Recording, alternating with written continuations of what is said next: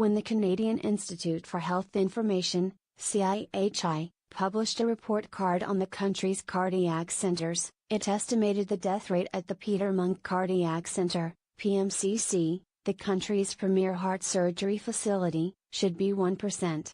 In reality, it was almost double that rate, nearly 2%. That may not seem like a big difference to a layperson. But surgeons at the PMCC were outraged. The administration of the University Health Network wanted answers. So, too, did donors and patients.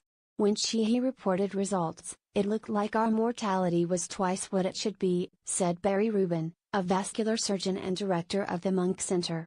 That's not good. And we knew it was wrong. In a new paper, published in Tuesday's edition of the medical journal CIHI Open, a group of researchers, including Dr. Rubin, explain why it was misleading. The detailed explanation has to do with the complex mathematics of modeling and risk adjustment, and the differences between administrative and clinical data. A simpler version is that the way CIHI predicted mortality did not adequately take into account the complexity of patients. About 2.4 million Canadians live with heart disease. It is the second leading cause of death.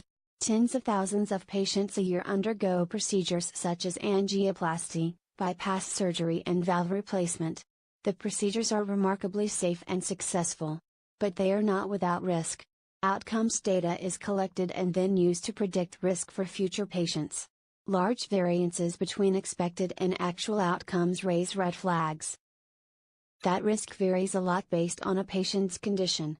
For example, doing triple bypass on a seemingly healthy patient whose blocked arteries were discovered during routine testing is very different from doing triple bypass on a patient who had a massive heart attack and had to be revived using CPR. The Peter Munk Cardiac Centre, as with other programs located in teaching hospitals, tends to attract the top surgeons as well as the most difficult cases. Paradoxically, this means the best programs tend to have the highest mortality rates. CIHI, which collects and publishes data on almost all aspects of Canadian health care, principally uses administrative data, basic information on patients, anonymized, of course, procedures and outcomes.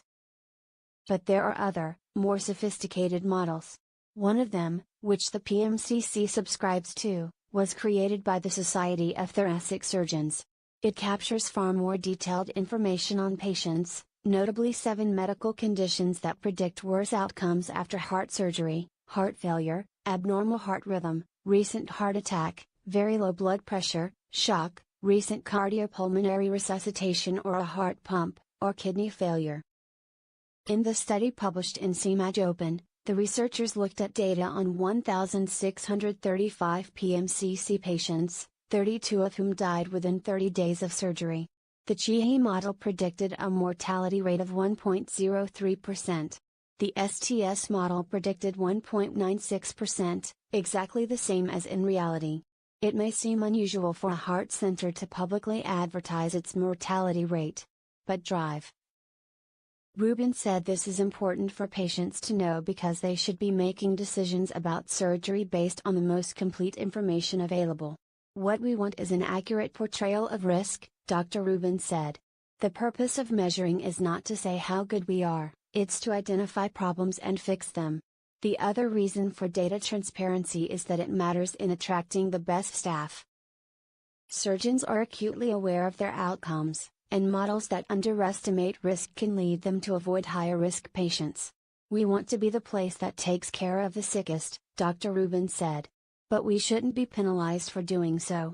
CIHI, to its credit, acknowledges the shortcomings of the way it measures, and even participated in the new research. But switching from administrative to clinical data would require more time, more effort and more money, and only some centers collect the more detailed clinical data. While this may seem like a purely technical issue, there is actually an important lesson here for the public and policymakers. Report cards are great, but what and how you measure matters a lot.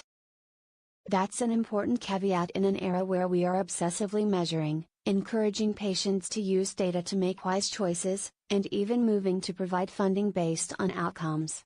As the new research states dryly, caution is warranted.